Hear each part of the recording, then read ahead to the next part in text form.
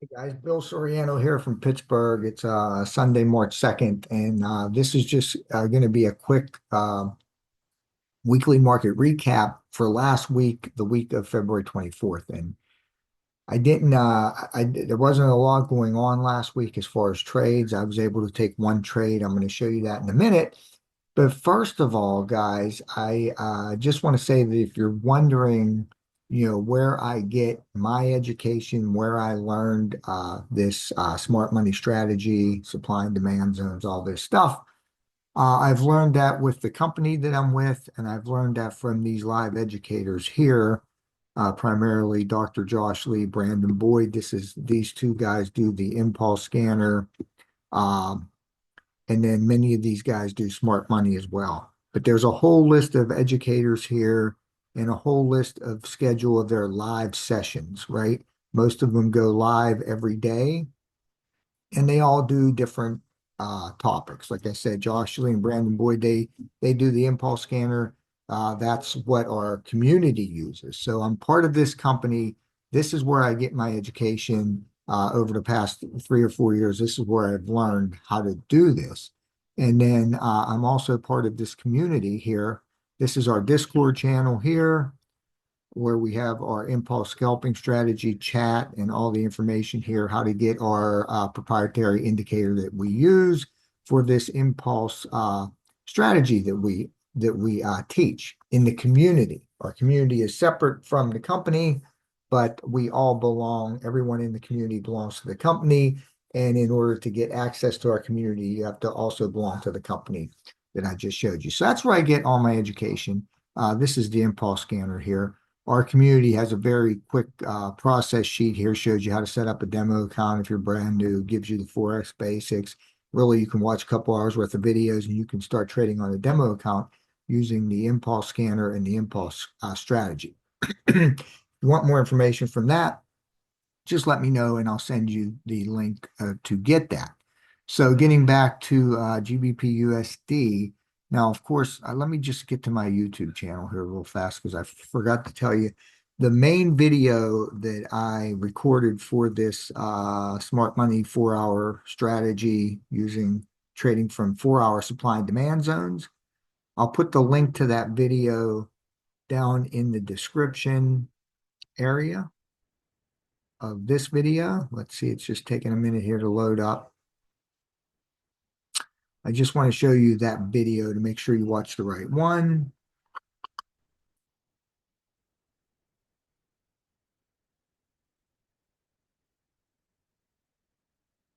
Okay, so that's this 34-minute video right here, supply and demand zone trading.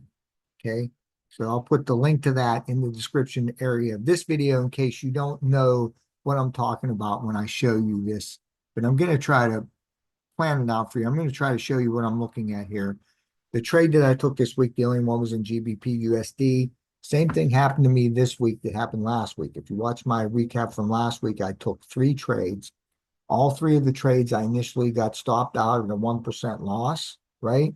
Because I was too aggressive with my stop loss placement um, and trying to get a higher risk to reward ratio trade. And then when I looked at the market structure, I reanalyzed it, I seen that I was right about the direction, which way it should be going, that it just mitigated whether it was a fair value where it was imbalance that it mitigated or it mitigated another supplier demand zone before actually moving in the direction I knew it was going to move. And I ended up with that 2% gain last week. Same thing happened this week. I initially got in this trade. I got stopped out during news. There was a news event on the U.S. dollar that stopped me out. Just wicked up and stopped me out. And then I decided to get back in the trade. And then I had to exit the trade Friday morning because I was up on the trade about 1.5%, and there was all kinds of news coming out on Friday morning. So I did exit that trade. But I'm going to show you what it looks like here. And if we look at my demo account here that I share with you every week on Trade Locker, and again, this is just a demo account, guys. This isn't a live account. We're just trading this on demo. That's why the numbers are so high. It's a $100,000 demo account. If you look at the last 7 days here, you see a total profit of $403. That's just these last two trades here, right?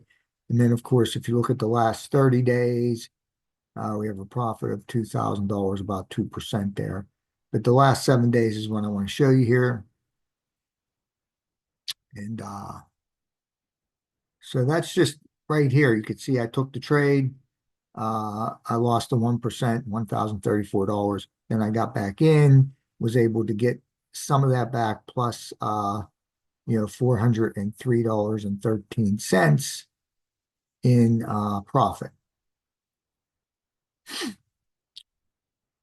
right? And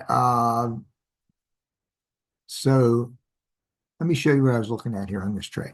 This was the only one I took this week, and it was really the only valid setup as well that I seen the whole week.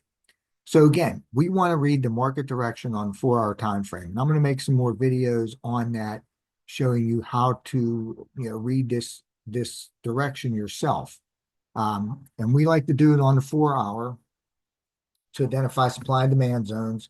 And once we do that, once those demand zones are hit, supply or demand zones, then we drop down usually to the 1-hour time frame and wait for a change of character on that time frame, a market shift, and then we identify a new supply or demand zone. But I'll show you that in a minute. Something that you can use here is this Lux Algo Smart Money Concepts. I use this, I put this on the chart here so you could see it, and it just gives you some highs. It gives you the highs, the lows. It gives you equal highs and equal lows, for liquidity reasons. It gives you break of structure points, also change of character points. Again, a change of character is just basically a break of structure against the prior trend, right? So if it was trending down, if you get a break of structure, it's a break of structure. When you go back the other way, it's called a change of character.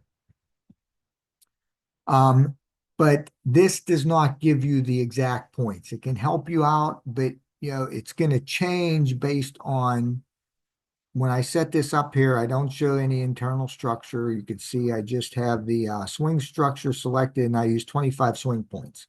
But if you change this number to 50, it'll make the chart look different. If you lower it to 10, it'll make the chart look different. So these are not the exact points, okay? And I'm going to show you that right here. So right here, we could see we have price moving down, right? We're seeing these lower highs and these lower lows, and it's putting them right here on the chart for us as well.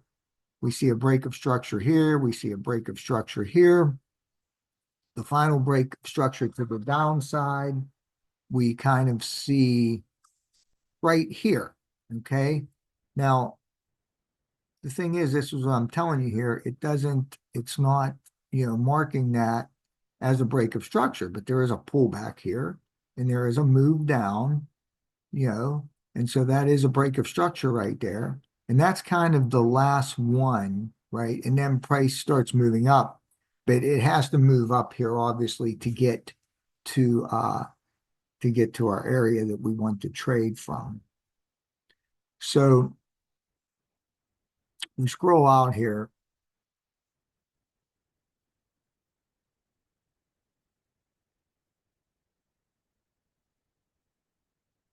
So at the time that we were looking to take this trade, this area right here, we have a supply zone right here, right? You have this impulse candle. It leaves this imbalance here.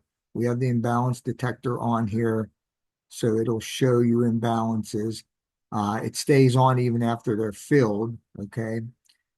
But so that zone wasn't any good. So we were coming up here to this zone, and I believe we were looking to trade from this zone right here. That was the higher one. So the lower imbalance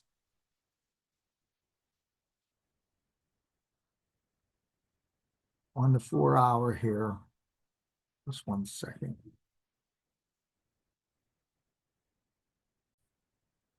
Okay, so this, like I said, at the time that we were looking at this trade, this was the supply zone that we're looking for. You see this big impulsive candle here. It leaves behind imbalance. Some of that imbalance does get filled. And then to identify our supply zone, we like to use the candle prior to the impulse candle. So the candle that basically creates the imbalance, right? And that's this candle right here. Now you can see there's some higher wicks above here. So we're going to use the lower wick of that candle as our entry point for our zone. And because we have these wicks here, we're going to raise our top area here up to those wicks. Okay. And then when we scroll over, we see that right here, our zone got hit. Okay, our zone got hit right here. And what happened was I actually took this trade on the 4-hour time frame initially. So when price hit this zone, instead of dropping down to the 1 hour, or I dropped down to the 1 hour, but what happened was I couldn't find any imbalances, right? So I couldn't identify a new supply zone or refined supply zone on the 1 hour to trade from. So I was trading off of this break of structure right here. Price comes into the zone. That makes this our area where we'd get our change of character, right? And we could see that, this candle right here does close below there, but it's really not a good close below. But I decided to go with it. But then what I did was I was still on the 4-hour time frame. So if I was going to use this candle here, since I'm still on the 4-hour time frame, I would have to put my stop loss all the way up here. And I didn't do that. Again, I was very aggressive with my stop loss. I said, I know I'm on the time frame. I'm on the same time frame as the zone is on, but I'm just going to use that area right there. And you could see what happened is price came back. I got into the trade. And then, like I was saying, this wick was caused by a news event that occurred that morning. So I got stopped out of the trade. And then, like I was saying earlier, I knew that I was still right about this. I knew that, I should have, when I looked at it again, I said, well, I should have used this whole area here for my stop loss because I didn't drop down to the 1-hour time frame. And if you drop down to the 1-hour time frame, you can see here, this is the move into the zone right here. This is my refined zone on the 4-hour. We get a break of structure right here, okay? So we get that change of character right here. And if you don't understand what I'm talking about, you have to watch that video in the description where I explain the supply and demand zone trading. So now we were looking for imbalance to identify a new zone here, but there just wasn't any imbalance here. Here's this big impulse candle here. It didn't leave any imbalance. These wicks here line up exactly. They line up exactly. And again, sometimes this imbalance indicator, it's telling you there was some imbalance there, but you can see it's filled. Okay. So there was no imbalance. So there was no place to refine the zone. Okay. So there was no way to refine the zone. I dropped down to the 15-minute. The same thing was true there. And that's why I took this trade off of the 4-hour. Okay. And that's what happened. I decided to put my stop loss right at the top of the refined zone there. And because of that, I got stopped out. Now, what you have to remember is if you're going to identify a supplier demand zone to trade from on a particular time frame, like the 4-hour, okay, if you decide to take the trade from the 4-hour, then you have to use your original supply zone here for your stop loss area. You can't refine the 4-hour inside of the 4-hour, right? You can drop down to the 1-hour and you can refine it. And had I done that, had there been an imbalance point, I would have done that and I would have still lost the trade, right? Because let's say there was imbalance right here and I take the trade, well, I'm still going to lose the trade, right? But there was no imbalance there. There was no imbalance there, okay? So when that happens, it's just best to wait. Now, I'm gonna make a video later this week that's going to show you the entry model that I show in the supply and demand zone trading video, that 34-minute video I showed you earlier. I'm going to put the link in the description of that. But I'm going to make some new videos this week showing you how to determine this market structure on the 4-hour time frame. And really, you're looking for the trend. You're looking to find out which way the market is going to go next. So you don't need to go real far back. Okay. And by the way here,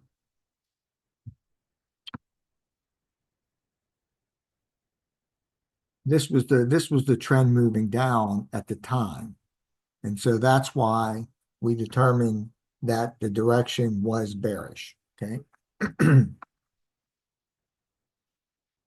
So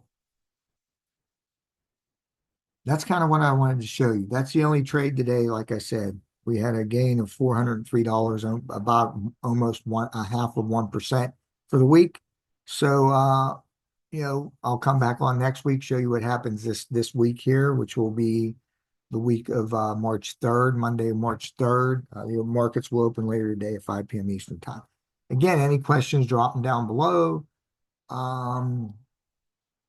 Make sure you subscribe to the channel if you like the videos.